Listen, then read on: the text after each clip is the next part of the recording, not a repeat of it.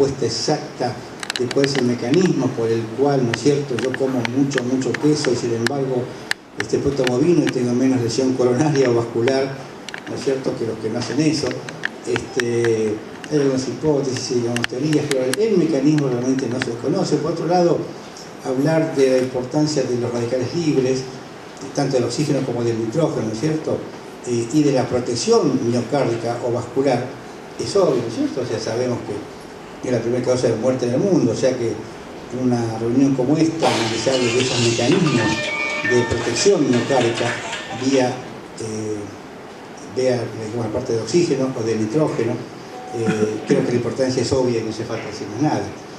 Y en tercer lugar, un poco está emparentado con lo primero, digamos, creo que es la importancia, digamos, de volver a reunir al clínicas con la Facultad de Medicina. Perdón que insista tanto con esto, pero creo que es fundamental. El hospital insignia de la Facultad de Medicina no puede estar desligado de la facultad. Y no es que no estaba ligado, pero no como quisiéramos que estuviera, digamos, o como queremos que esté ahora. Como yo digo, ahora se han alineado los planetas y hay una conjunción tanto de gente en la clínica como en la facultad, digamos, que apuntan a esto, para que este tipo de reuniones que hoy armó Guillermo y Roberto sean cada vez más frecuentes y que tengan toques de investigación clínica, aunque sea básica. Creo que eso es lo que va a hacer que el objetivo que yo les digo se pueda cumplir, aunque no va a ser a corto plazo, pero lo que sea a mediano plazo creo que no es poco. Así que bueno, eso es todo simplemente, así que muchas gracias. Montevideo, Uruguay. Doctor Pastor, por favor, adelante. Bueno, muchísimas gracias por la presentación del doctor Guillermo y gracias en principio a las autoridades de la Facultad de Medicina, el profesor Helpi. Muchísimas gracias por sus palabras y al director del Hospital de Clínicas y por el aliento y la promoción a esta alianza que, bueno, pensamos potenciar entre la unidad de polifenoles Vino y Salud y la Facultad de Medicina en nuevos proyectos de investigación. Sin duda que hablar de vino y hablar de esta matriz hidroalcohólica mágica que produce tanta prevención tiene que estar basada en los componentes principales que tiene el vino. Hoy nos vamos a dedicar a hablar sobre uno de los protagonistas, compuestos químicos, que son los polifenoles, que son realmente fundamentales para la prevención de las enfermedades, y cómo la nutracéutica, como la nutrición, a través de la participación activa de estos polifenoles, pueden modificar el metabolismo y prevenir precisamente las enfermedades crónicas no transmisibles.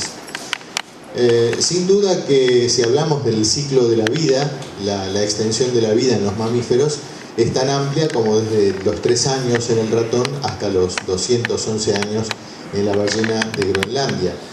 La expectativa de vida actual para los nacidos en Argentina es de 76 años, y esto, bueno, siempre ha sido uno de los puntos, digamos, de debate científico, si el ciclo de la vida no podía modificarse o no podía prolongarse en la especie humana. Desde luego que las experiencias empezaron siendo la investigación básica, y lo primero que se vio es que el ciclo de la vida está precisamente predeterminado desde el punto de vista genético por el descubrimiento de este investigador que aún vive, es el doctor Leonard Hayflick, que es un profesor de la Universidad de California y que publicó en 1965 lo que se llamó luego el límite de Hayflick. Ustedes saben que los cromosomas tienen unos extremos, que son digamos, como si fueran los cordones de los zapatos, de las tiras de los zapatos, que a medida que las células van dividiéndose, van perdiendo una parte del extremo de los cromosomas, hasta que finalmente, en el último ciclo de división celular, pierden por completo el telómero, que es el extremo S, y los cromosomas se deshilachan y esa célula muere porque no puede replicarse más. Eso es lo que determina un ciclo vital. Pero ¿esto puede modificarse? Digamos, a través de tantas divisiones celulares, el número de divisiones celulares, por cierto, no puede modificarse, pero sí se puede modificar el tiempo que existe entre cada una de las divisiones celulares. Por eso es que vamos a ver qué es lo que pasa con realmente el tiempo que nos pasa a nosotros en la biología. Y obviamente nos preguntamos si estas personas que en el año 1977 eran Harrison Ford y Robert De Niro, 40 años después tendríamos que hacerles casi un ADN para ver si son las mismas personas que hace 40 años atrás. ¿Qué pasó en ellos? Pasó simplemente el deterioro del envejecimiento. El deterioro del envejecimiento hoy por hoy, que está como redefinido, es la acumulación de daños oxidativos en los órganos, células y moléculas del cuerpo que ocurre como el efecto colateral intrínseco del normal funcionamiento del organismo a lo largo de la vida. ¿Qué pasa entonces con el envejecimiento? Es simplemente la acumulación de daños que no son reparados. Y la falta de reparación en la máquina química, que es nuestra biología, es lo que va determinando la aparición de las enfermedades. Con lo cual entonces decimos que, de acuerdo a una concepción teórica digamos muy moderna, que no tiene más de 18 años, apareció en el año 2000 de la mano de un biólogo inglés que se llama Aubrey de Grey, el envejecimiento sería la primera de las enfermedades y casi la única, diría, porque todas las demás enfermedades que conocemos y que son digamos producto del deterioro producido por el envejecimiento, me refiero a las enfermedades crónicas no transmisibles, son causa de este deterioro, son como especialidades del envejecimiento. Entonces, la matriz inicial que comienza esta acumulación de daños es justamente esto que definió Sies en el año 1985 como el balance digamos que tiene que haber en la biología, que es el de la producción de especies químicas digamos derivadas del oxígeno, que son los radicales libres del oxígeno, y como decía el decano recién, también los radicales libres derivados de los compuestos con nitrógeno. Ahora, la biología adaptó esta producción del metabolismo de radicales libres a una composición de compuestos antioxidantes que tratan de atenuar el daño que producen los compuestos prooxidantes. Nosotros tenemos un metabolismo oxidativo. Toda la maquinaria química que moviliza la vida se basa en reacciones de óxido-reducción. De manera que la producción de radicales libres es permanente, la producción de radicales libres en el metabolismo. Lo cual hace que, digamos, este comportamiento ácido que tienen los compuestos químicos, que son los radicales libres, tengan que ser de alguna forma atenuados en su poder de daño, de robo, quizás de efecto de robo que intentan hacer estos radicales libres para robar un electrón que les está faltando en su composición electrónica, química. Bueno, aparecen los antioxidantes que tratan de atenuar este daño. De este balance depende la salud. Entonces, vamos a ver realmente que este es el metabolismo. Es muy difícil interferir con las reacciones metabólicas de todo lo que pasa en una célula. Esto es lo que pasa dentro de la célula en cuanto a síntesis y catálisis de todas las reacciones químicas. Por eso es que un daño que puede producirse en un extremo de un paso metabólico puede producir un efecto mariposa y producir una enfermedad en este otro extremo. De manera que todas las cosas que han ido surgiendo como soluciones terapéuticas a distintas enfermedades han sido casi hallazgos casuales de productos químicos que han mejorado algún cuadro, sea la hipertensión arterial o sea, por ejemplo, cualquier otra condición de la que estemos imaginando en la terapéutica. Por eso es que el envejecimiento lleva intrínseco una disminución paulatina pero gradual de todas todas las capacidades vitales. La velocidad de conducción, esto es al comienzo de los 20 años, cuando suponemos que las capacidades vitales están al máximo, pero de a poco todas empiezan a bajar: velocidad de conducción, tasa metabólica, fuerza muscular, gasto cardíaco, todo hacia los 80 años, en donde realmente vemos bastante deterioradas ya las capacidades de respuesta vitales. Pero tengo que referirme a la paradoja francesa y al descubrimiento original de lo que el doctor Renaud halló en su estudio epidemiológico. Él encontró que aquellas personas que tenían un alto consumo de grasas saturadas y un consumo calórico relativamente alto, tenían una muy baja incidencia de mortalidad por enfermedades cardiovasculares comparada con todo el resto de los países que fueron analizados. De manera que Francia fue entonces, en este caso, el que le dio el nombre a este hallazgo de la paradoja francesa. Una paradoja es un concepto en sí mismo contradictorio o autocontradictorio, sería un absurdo. Es lo mismo que la paradoja del oxígeno. El primer tóxico medioambiental, que es el oxígeno, por el volumen que tiene el aire atmosférico de la cantidad de oxígeno, a nadie se le ocurriría pensar que el oxígeno es un tóxico, y de verdad que es un tóxico, pero a la vez es esencial para la vida, ¿no es cierto? No podemos prescindir del oxígeno. De manera que con lo que sucede con el concepto de la paradoja francesa casi es lo mismo, porque decimos, ¿cómo puede ser que un alto consumo en grasas saturadas, que sabemos que las grasas después se oxidan en la sangre y son altamente dañinas primero para el endotelio y después para el resto de toda la biología, puede ser que estos franceses que tomaban vino, obviamente han protegido el daño potencial que podían llegar a ser las moléculas de colesterol oxidadas, y la protección que le confirió el vino a este consumo alto de grasas fue precisamente lo que le dio el origen a la paradoja francesa. Ya se sabe muy bien, no voy a entrar en detalles, pero cuáles son todos los aspectos de la biología que producen los daños del envejecimiento. Lo primero que ocurre es el estrés oxidativo, y el estrés oxidativo va produciendo pérdida de las células, atrofia muscular, basura metabólica en el espacio extracelular, glicación del espacio extracelular, es decir, la unión de los azúcares con las proteínas, que esto va produciendo una rigidez del espacio extracelular y le quita flexibilidad a los tejidos.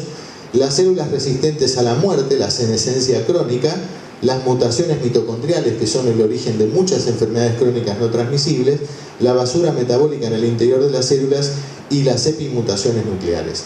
Todas estas investigaciones, que son hoy punta en la investigación de la biología molecular, realmente son las que determinan el envejecimiento.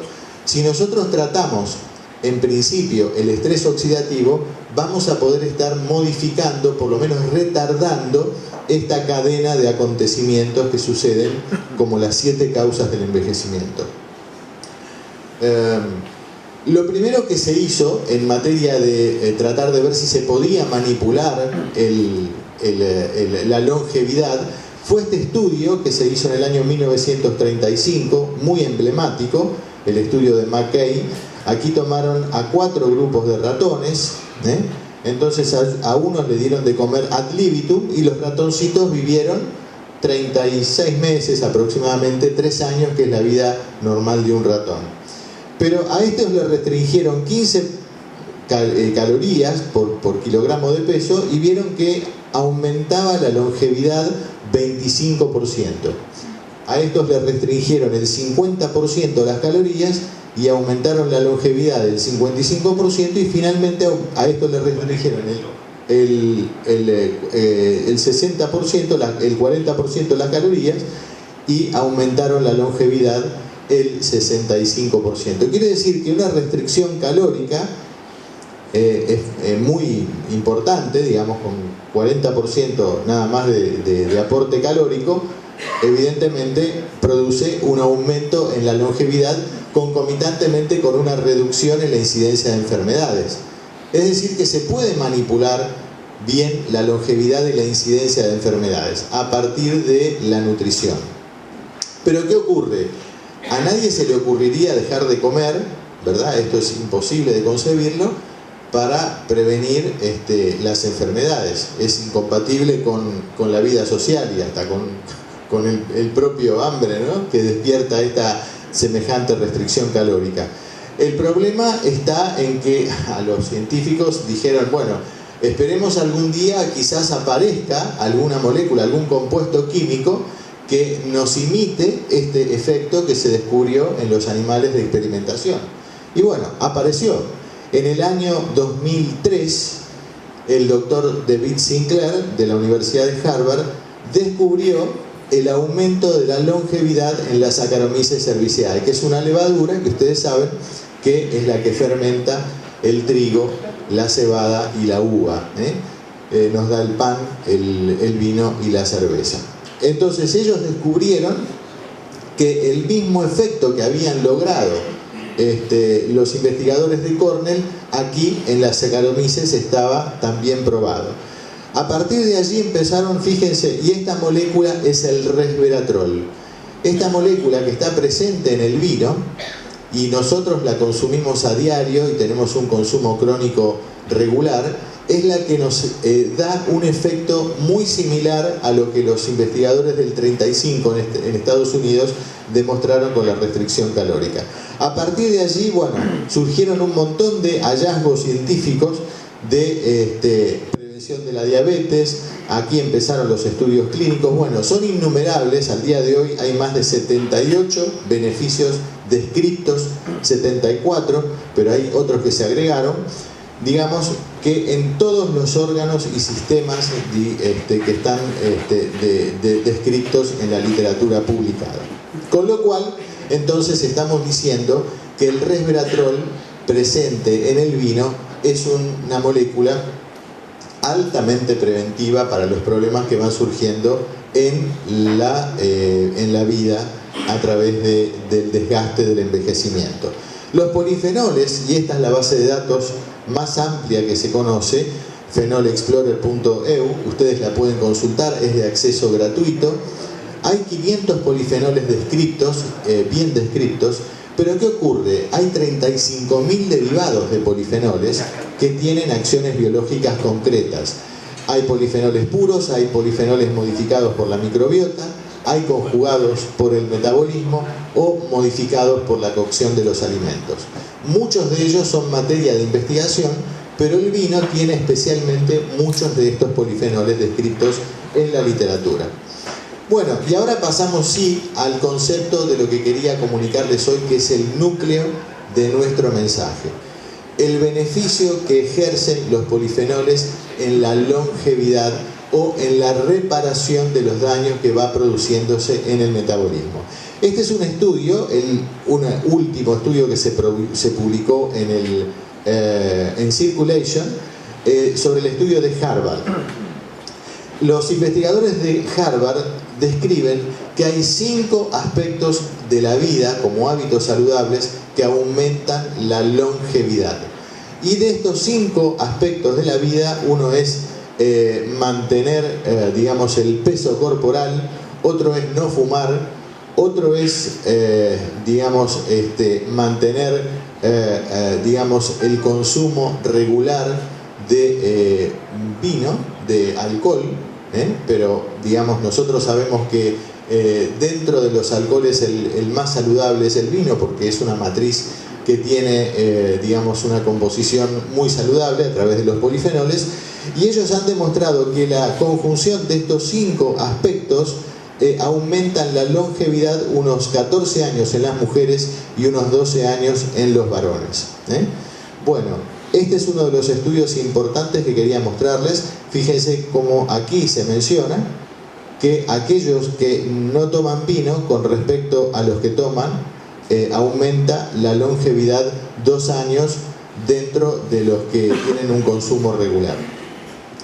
Finalmente, también este es otro estudio, el de Predimed, Prevención con Dieta Mediterránea, en donde se ha demostrado que el consumo regular de polifenoles a través del seguimiento de 7.000 personas en España reduce en los que tenían mayor consumo de polifenoles un 37% de la longevidad a 5 años.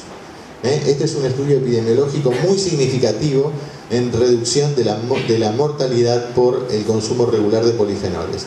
Pero dentro de los polifenoles, el resveratrol y los estilbenos presentes en el vino y el aceite de oliva aumentan todavía más la longevidad, con una reducción de la mortalidad del 52%. Quiere decir que estos dos estudios, que son digamos los últimos epidemiológicos aparecidos en la literatura, nos invitan a pensar que los polifenoles son un grupo de compuestos químicos derivados de la naturaleza que tienen que estar presentes en la dieta nuestra de todos los días, acompañando digamos distintas composiciones o distintas matrices, a través de lo que puede ser el té verde, que es una muy buena, digamos, matriz para aumentar la ingesta de polifenoles, el vino, el chocolate, los frutos secos, que tienen una cantidad de polifenoles también muy amplia, o los jugos de frutas o los vegetales. De manera que estos compuestos que vienen del mundo vegetal hoy merecen la máxima atención.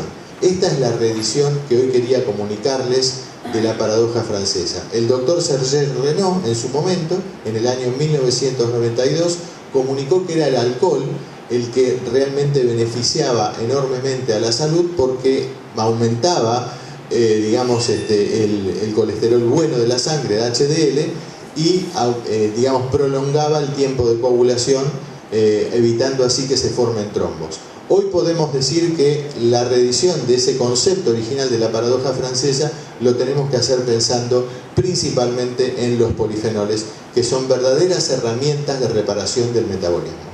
Muchas gracias. Muchas gracias.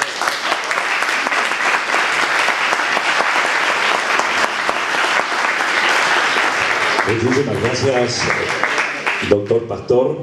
Enseguida le vamos a pedir la palabra al profesor Manfredi, que, como dije, algunos han llegado recién, nos visita desde Montevideo, Uruguay. Él es un investigador, un cardiólogo, es profesor de medicina interna, medicina familiar, y trabaja justamente con el tema de los polifenoles a nivel del endotelio. Para los que no sepan y no tienen por qué saberlo, el endotelio es la membrana que recubre por dentro nuestros vasos sanguíneos. Lo que nos ha comunicado el doctor Pastor, él no se ha presentado, pero quiero decirles a ustedes que es quien ha dirigido los estudios multicéntricos de nuestro grupo de polifenoles, vino y salud. Hubo un estudio a 5 años que se llamó Plant Libra, realizado en la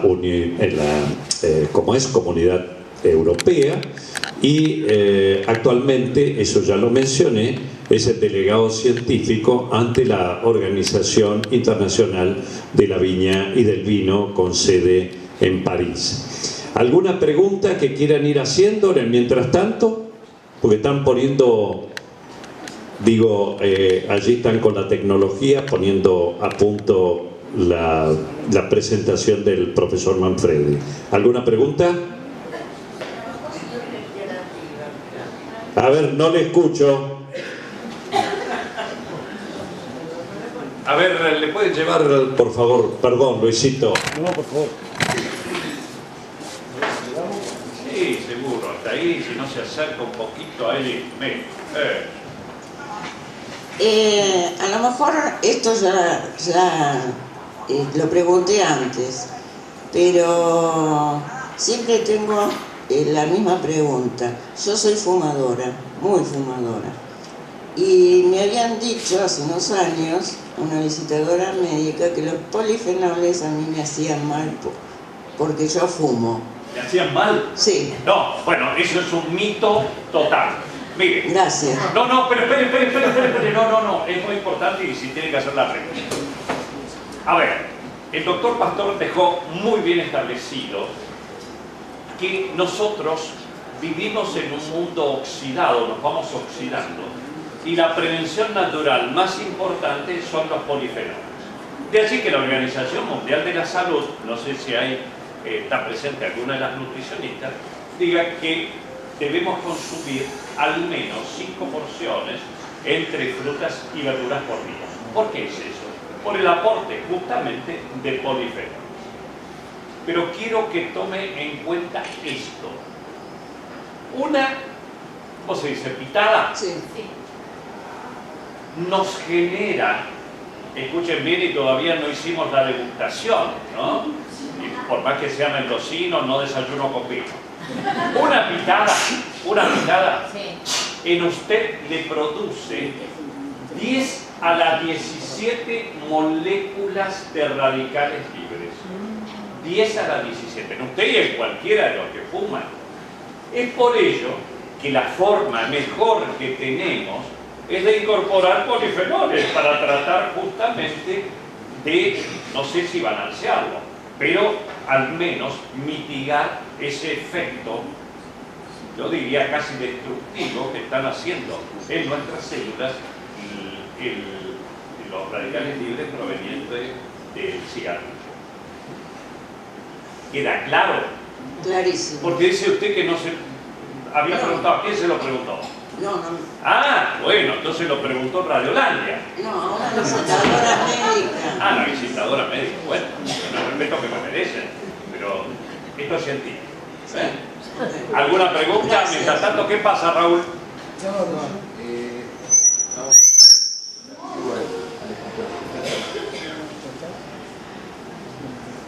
Raúl, ¿querés contestar algunas preguntas? Sí, por favor. ¿Qué tal, doctor? Buen día.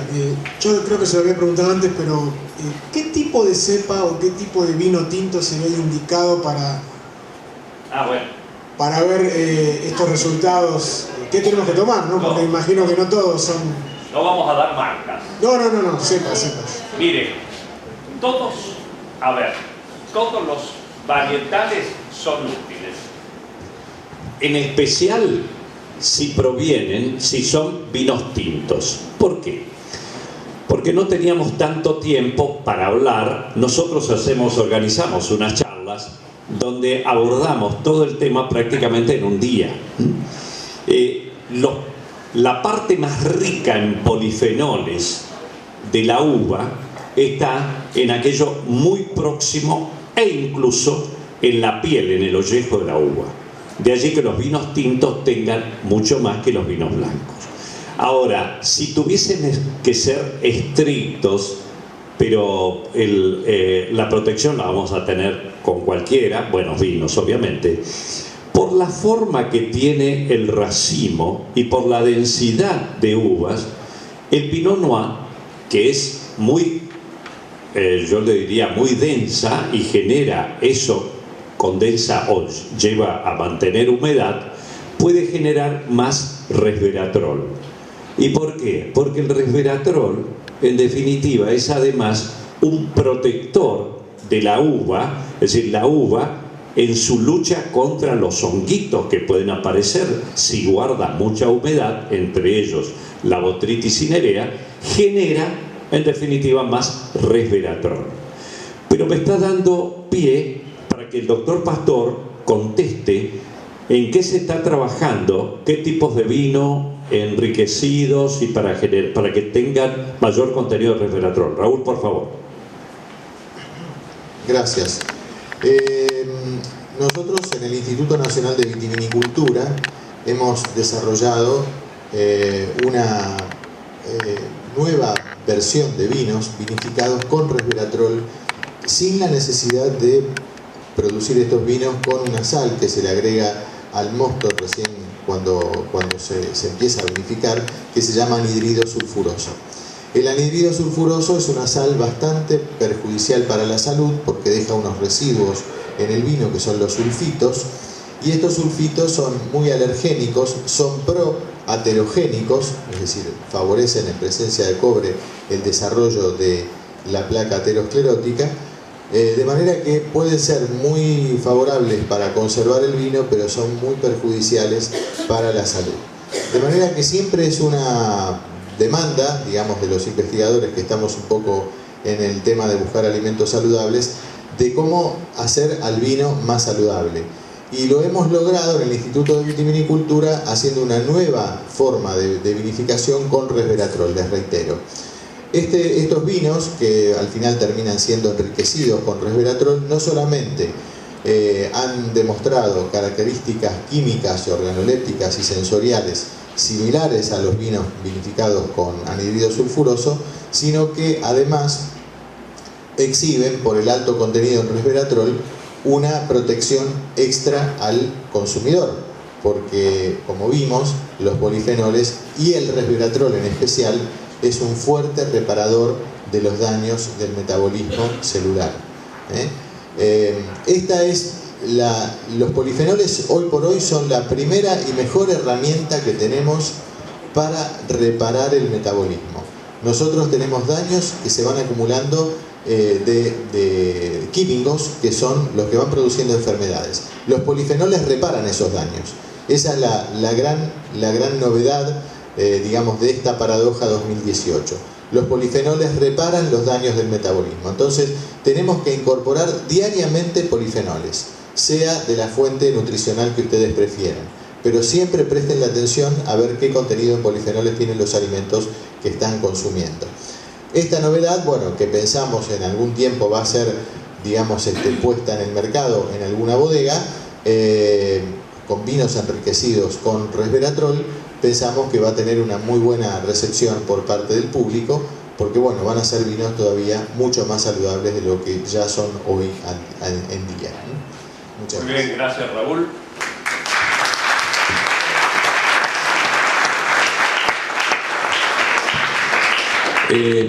Y yo quiero recalcar que esto surge como idea de un grupo que se formó en el año 2006 y que funciona en el Hospital de Clínicas en la 4ª cátedra de Medicina Interna. Todo lo que acaba de mencionar Raúl Pastor está publicado también en revistas de alto impacto, no solamente de nuestro país, sino del exterior. Por lo cual, digo, con sacrificio las cosas se pueden. A continuación, ¿contestar la pregunta? Perdón. Sí, clarísimo. Clarísimo. Tengan idea, para tener una idea, digo, un vino, el mejor que usted quiera y que tenga la mejor provisión de resveratrol, podría llegar a 5 miligramos por litro. Estamos hablando de 300 miligramos por litro. Bien, doctor Manfredi, por favor, le agradecemos muchísimo que hoy nos esté acompañando, que haya dejado todas sus actividades allí enfrente nuestro, y lo envidiamos porque nosotros ya estamos casi fuera, ¿no? Ustedes siguen en camino. Nosotros tenemos que hacer unos cálculos matemáticos muy complejos. Lo recibimos con un fuerte aplauso. Muchas gracias Aníbal por hoy acompañarnos. Adelante, por favor. Bueno, muchísimas gracias, profesor Guillermoli. Es un honor realmente estar acá en la casa del Hospital de Clínicas y de la Facultad de Medicina. Lo mismo que agradecer al decano, el doctor Yelpi. Y bueno, nosotros tenemos 30 años de experiencia en matemáticamente tenemos chance, decíamos nosotros cuando hacíamos los cálculos de si nos iban a eliminar o no. Y entonces hablamos del MTC como una cosa, pero bueno, todos vamos a hacer fuerza emocional para que se pueda lograr esa clasificación. En cuanto al vino resveratrol y la salud, ya han presentado y dado muchísimas informaciones. Espero no ser demasiado reiterativo. Ya está más que presentado el tema de que pese a los altos niveles de colesterol y de consumo de cigarrillos, Francia se destaca por una baja mortalidad. Esto se ha sido acompañado de análisis de múltiples trabajos, los llamados metaanálisis, del efecto del alcohol sobre la mortalidad cardiovascular. Y es notable que hay un 25% de reducción de la mortalidad cardiovascular cuando se analizó esto en un metaanálisis en el año 2011. En cuanto a la mortalidad total, no solo de causa cardiovascular, también existe un beneficio que ronda el 20%. En el caso del vino, no traje otros diagramas, pero en el caso del vino también hay reducción de mortalidad por cáncer y por otras causas que no son las cardiovasculares y el cáncer, a diferencia de lo que pasa con otros alcoholes. El resveratrol, ¿por qué destacarlo dentro de la malla de polifenoles, como decía el profesor Pastor? ¿Por qué destacar al resveratrol? Bueno, el resveratrol sobre todo se ha destacado por el beneficio de la prolongación de vida de algunas especies animales, y esto disparó un montón de trabajos que han mostrado que este polifenol, que está contenido fundamentalmente en el vino, pero también en otros productos de la botánica, es por ahora la estrella de los polifenoles. Y como decía el profesor Yermoli, el aporte, si bien es notable, se ve algo más en los vinos tintos, pero tal vez no recibimos todo lo que deberíamos de nuestra dieta. Acá está el beneficio en diferentes cepas, cepas no quiero decir, diferentes especies como la Saccharomyces cerevisiae, como algún tipo de mintos, peces, y en el ratón ha mostrado ser similar a la restricción calórica, el efecto del resveratrol. Estos trabajos dispararon los estudios en humanos con resveratrol. En Uruguay, el Ministerio de Salud Pública lo marca como una sustancia funcional, un bioactivo con efectos saludables, como también tiene, por ejemplo, el licopeno. Próximo. Uno de los trabajos más recientes, ahora en la revista Oncotarget del 2018, muestra que el resveratrol fue capaz de controlar la proliferación de células de cáncer de mama en cultivos celulares, y que lo hizo a través de inducir estos fragmentos de ácido ribonucleico, microRNA, que alteran la expresión de diferentes proteínas celulares. Saliendo del cáncer y centrándonos en la enfermedad cardiovascular, la enfermedad cardiovascular, y acá tenemos un diagrama en el cual vemos una arteria con su pared interna, una pared sana inicialmente, empieza a fallar la arteria antes de que veamos depósito de colesterol y coágulo, como es la etapa final, sino que empieza a fallar cuando la arteria no es capaz de dilatarse lo suficiente en respuesta al flujo sanguíneo que pasa por esa arteria. Próximo, esto se llama disfunción arterial. Después aumenta el espesor de la pared y se forman las llamadas placas de ateroma. Como decía el profesor Yermoli, el endotelio, que es la capa interna celular que está en contacto con la sangre, es capaz de tener funciones favorables a través de la liberación de una sustancia que se llama óxido nítrico. Y esta función endotelial normal, determinada en especial por el óxido nítrico, es capaz de prevenir la oxidación y prevenir el depósito de colesterol en las paredes arteriales y de la formación de coágulos. Próximo.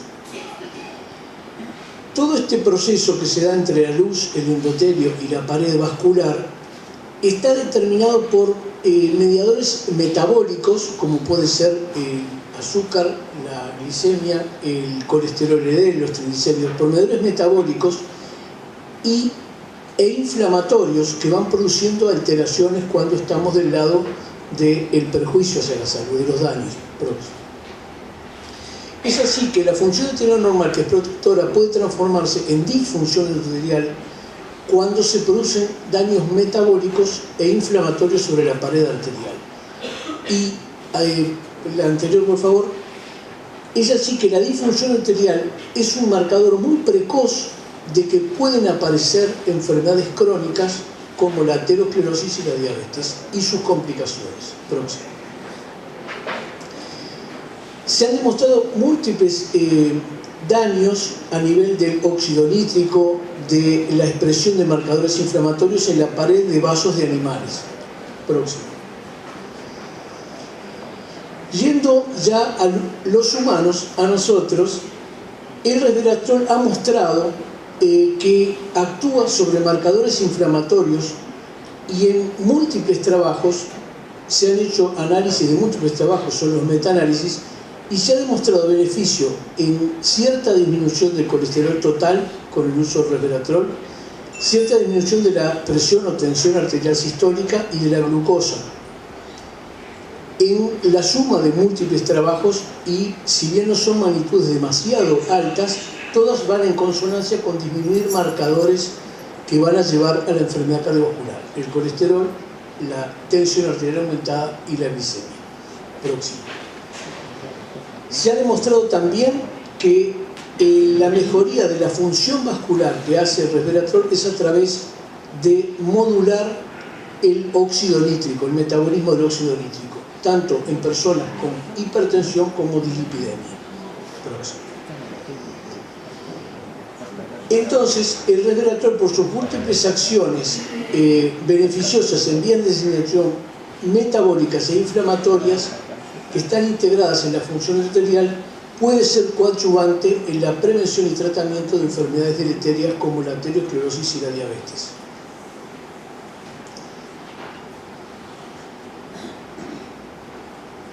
Próximo.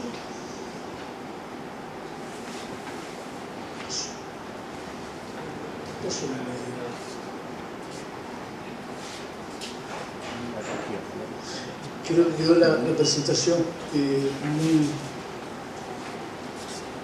Algunas diapositivas quedaron ocultas. A ver. Sí, ¿no?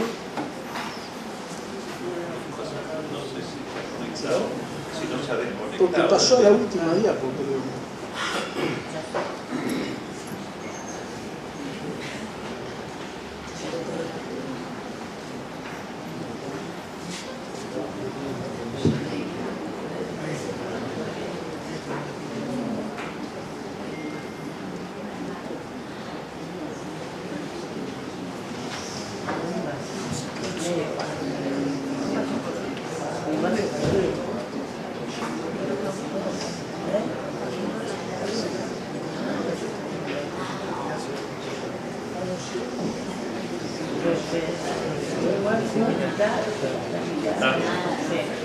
Ahí lo tenés, ahí lo tenés.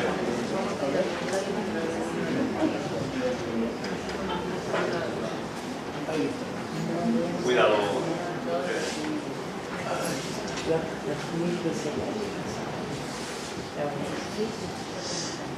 Bueno, en este trabajo se vio que la expresión genética en el endotelio vascular mejoró por la adición de resveratrol. Próximo.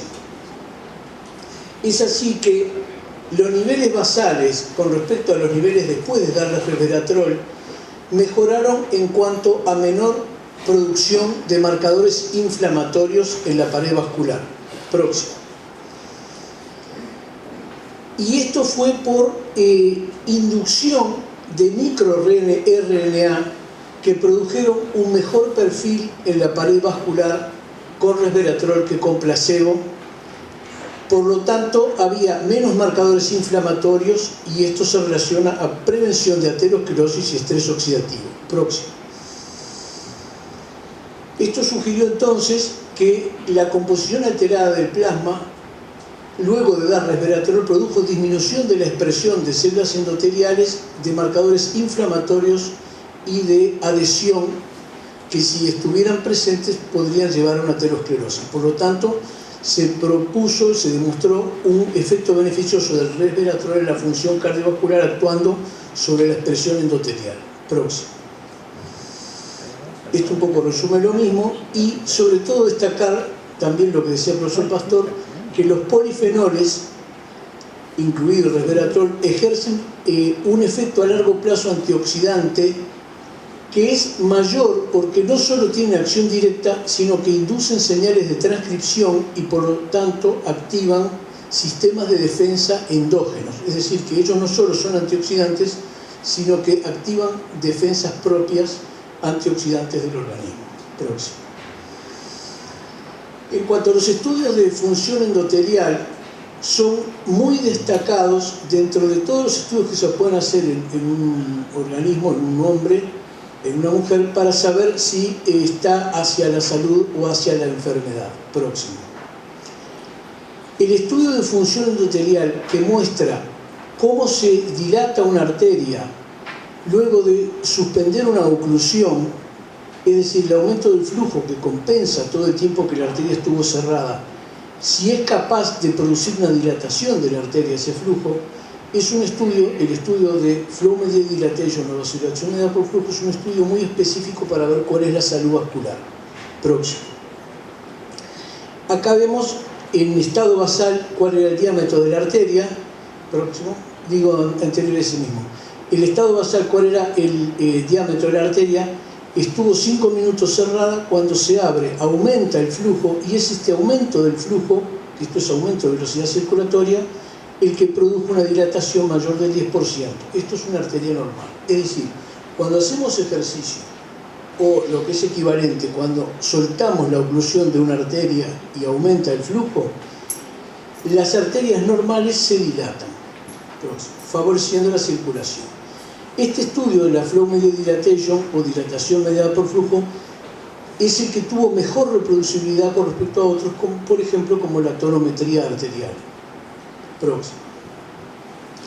Y este estudio de vasodilatación mediada por flujo en la arteria humeral, que es totalmente inocuo, no produce ningún daño hacerlo, se correlacionó bastante bien con la disfunción arterial en las arterias coronarias.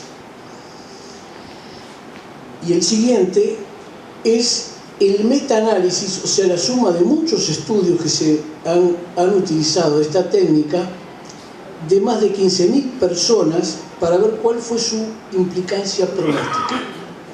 Y el próximo nos muestra que la suma de 32 estudios de vasodilatación mediada por flujo de 15.000 personas, habiendo ocurrido más de 1.000 complicaciones cardiovasculares o muertes, demostró que por cada 1% de más dilatación que se produzca en las arterias, se reduce prácticamente un 10% la mortalidad. Es decir, que es un estudio de la vasodilatación mediada por flujo que es muy importante en cuanto a la predicción de cuál es el pronóstico cardiovascular, dado que solo un 1% de disminución ya produce un 10% más de mortalidad o viceversa. Próximo. También este estudio ha mostrado que en aquellos que mejora la función arterial y luego de tratada la hipertensión arterial, es mucho mejor el pronóstico que aquellos en los que la disfunción arterial continúa. Seguimos. Y en pacientes con insuficiencia cardíaca severa, también los pacientes que tienen función arterial mejor tuvieron una buena evolución, y fue peor en aquellos que tuvieron una función arterial peor, teniendo que llegar al trasplante cardíaco o a la muerte. Próximo. También este estudio es predictor de la aparición luego de la incidencia de diabetes tipo 2. Seguimos. Acá estamos viendo cómo la vasodilatación mediada por flujo en ayunas a la hora 0 o a la 1, 2, 3, 4 horas de comer disminuye con la ingesta, lo que decía el profesor Pastor, y eso se ve en espejo del aumento del estrés oxidativo. Es más brusca cuando la ingesta es de muchos glúcidos, es menos, es esta la de los glúcidos, es más prolongada la disfunción arterial cuando se ingiere grasa, y cuando se ingiere las dos cosas, por ejemplo, el asado con achuras y el postre, es más pronunciada aún, en espejo de lo que pasa con el estrés oxidativo. Esto es en normales, y variará la glicemia o los triglicéridos según cuál haya sido el tipo de ingesta. Próximo. Es decir, que es un marcador muy precoz y momento a momento de cómo está el metabolismo en nuestro organismo. Esto fue en diabéticos lo mismo, pero en diabéticos y sin o con tratamiento con simvastatina de unos 4 días o de unas 4 semanas.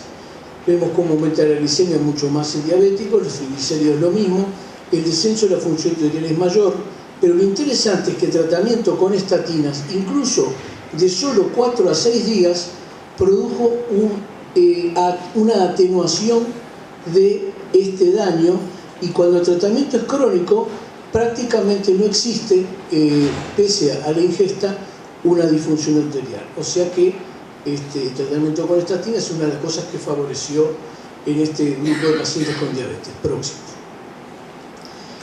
Hemos trabajado con el profesor Pizzabarro y con otros colegas en estos temas de disfunción arterial, y acá vemos cómo en personas menores de 55 años es muy dependiente de la edad, pero también de la cintura, el nivel de función endotelial que tenemos próximo.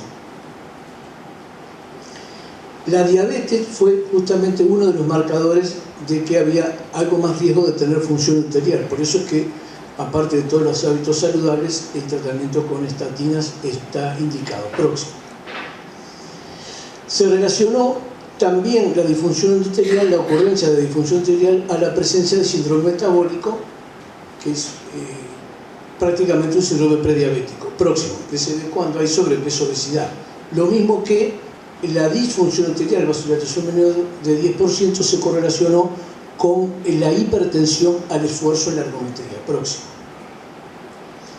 Y cuanto menor fue el LDL, la función arterial fue mejor próximo.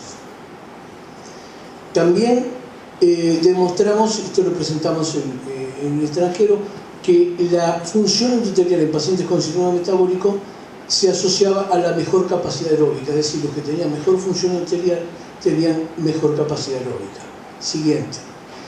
Y hemos visto también que en los que tienen ese síndrome metabólico, que podría ser considerado prediabético, los que tienen hipertensión arterial tienen peor función endotelial que los que no tienen hipertensión próxima. Pero ¿qué pasa con...? Ya hemos visto que el estudio de función arterial es muy integrador del pronóstico. Siguiente. Y las cosas que mejoran tanto la función arterial como el pronóstico cardiovascular son el ejercicio, la nutrición saludable, la restricción calórica, estatinas y ECA. Siguiente. Pero hay muchos pacientes que todavía necesitan un mayor beneficio. Acá es cómo mejora la función arterial con estatinas. Siguiente.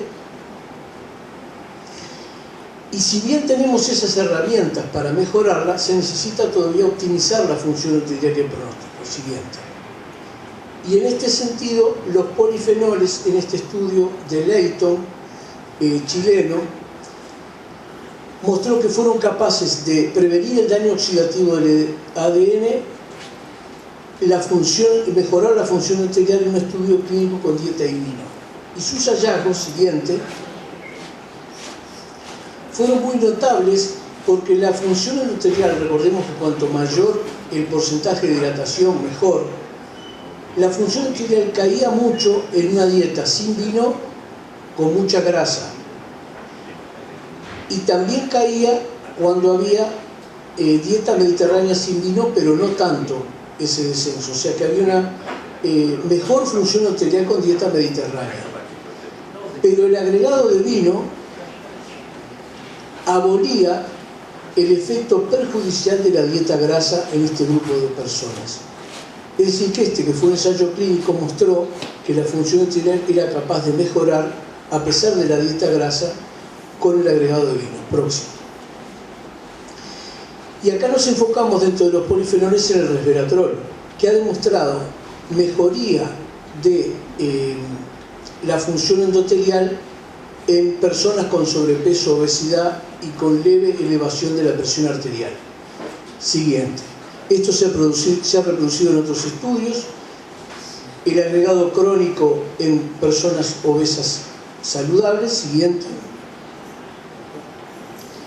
También con un análogo del resveratrol en pacientes con síndrome metabólico también se demostró. Seguimos.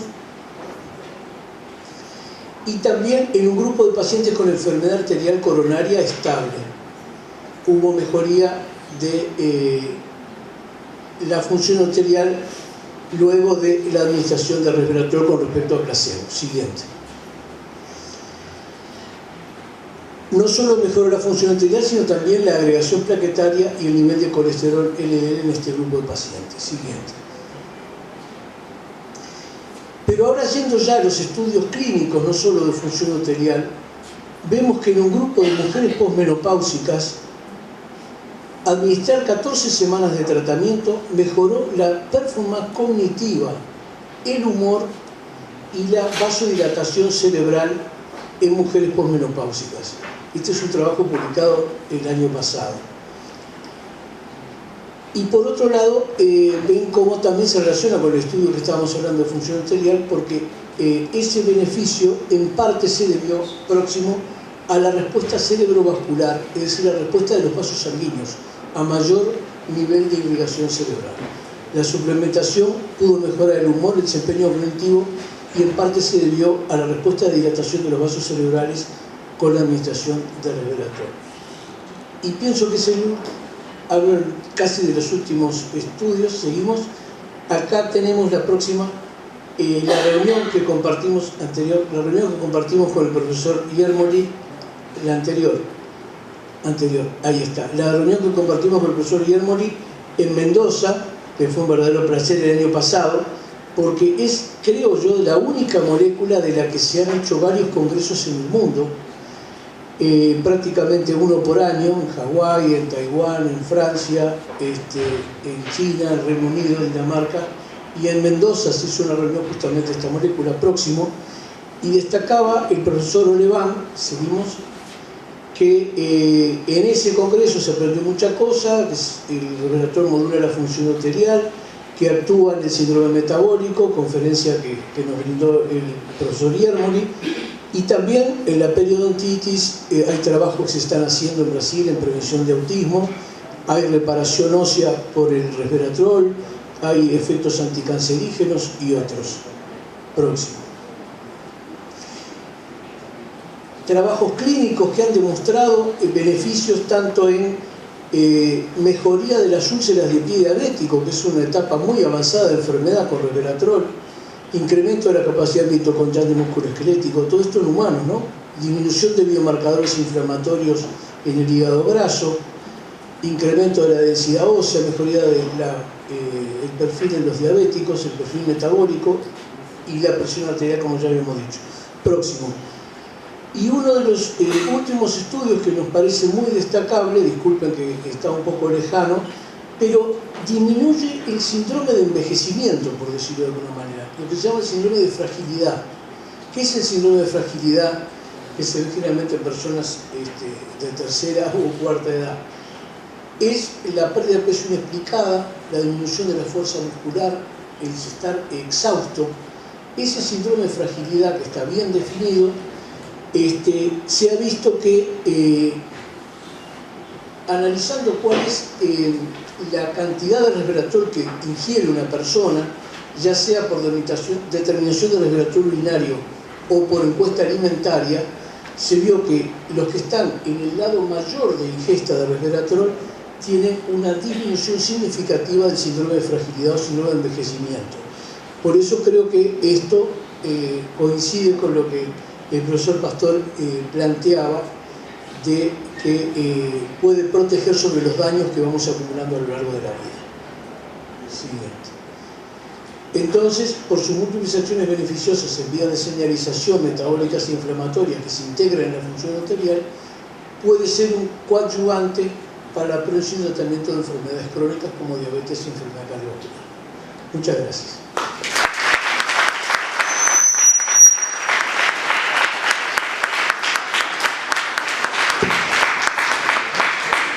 Muchas gracias, profesor Manfredi. Realmente en este corto tiempo nos ha ilustrado a toda la audiencia. ¿Alguna pregunta que le quieran formular al profesor Manfredi? ¿Se entendió bien? Se entendió bien que la aterogénesis, la aterosclerosis, es una enfermedad inflamatoria y tiene marcadores que podemos detectar de esa aterogénesis. Obviamente, cuando están todos los factores de riesgo, sabemos que es casi seguro que estaremos formando placas de ateroma. Agradezco especialmente la presencia del profesor Lazarowski, que nos ha venido a acompañar. Muchísimas gracias, profesor, que es realmente un investigador de fuste, que es un lujo tenerlo en nuestra institución. Y bueno, junto con esta mañana recibíamos al decano de la Facultad de Medicina. Profesor Lazarowski está representando también a la decana en esta reunión, seguramente a la decana de la Facultad de Farmacia y Bioquímica. Preguntas que quieran hacer, dudas, como la que tenía Adriana Uslé, que si estaban contraindicados los polifenoles. Nunca pueden estar, en nada pueden estar contraindicados los polifenoles. Bienvenidos sean. Los polifenoles, a ver, una dieta mediterránea es justamente sana porque tiene por la presencia de polifenoles. ¿Por qué? Porque es rica en frutas, en verduras, tiene además frutos secos, y ni hay que hablar del vino y del aceite de oliva. ¿Alguna otra pregunta? Bueno, si no hay más preguntas, y agradeciéndole a todos ustedes, y hago aquí un agradecimiento muy especial a la comisión interna, que realmente se puso al hombro este coloquio y ayudándonos con sonido, con arreglar junto con Mabel Dávila de contención emocional de nuestra cátedra y todas las que la están acompañando, su gente, digo todas porque son todas mujeres, las que la acompañan en la diaria tarea que realizan en beneficio de nuestros compañeros y de nuestros pacientes.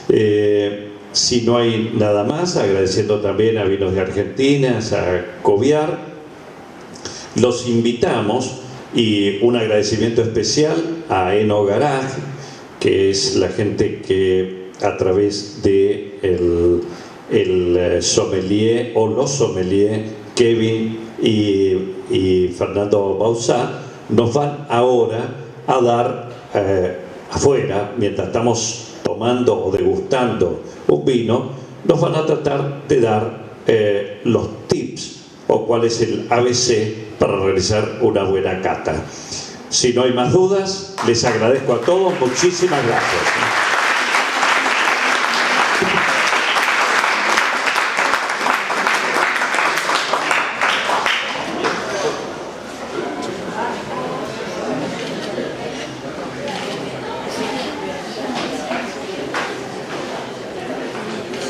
Sí. Ay,